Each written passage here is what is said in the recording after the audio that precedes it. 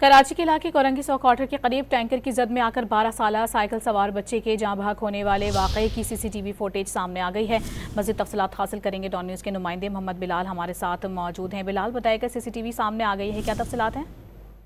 जी बिल्कुल, देखिए कोरंगी 100 क्वार्टर बंगाली पाड़ा में वाटर टैंकर की जद में आकर 12 साल बच्चा जाँ बहक होने के वाक़े आपसे कुछ देर कबल पेश आया था। हादसे की CCTV फुटेज भी मंजर आम पर आ गई है। फुटेज में वाटर टैंकर और मुखालिफ फिल्म से साइकिल सवार 12 साल बच्चा आते देखा जा सकता है, जबकि साइकिल सवार बच्चा टैंकर का अगला हिस्सा क्रॉस करके जैसे ही पीछे की जानिब पहुंचता है तो खड़ी साइकिल से पांव स्लिप होता है और नीचे गिरता है। इसी दौरान टैंकर के पिछले टायरों की जद में बच्चा आता है। जैसे ही बच्चा नीचे दबता है तो अवाम शोर शराबा शुरू कर देती है और जिस पर टैंकर ड्राइवर फौरन टैंकर को रोक देता है।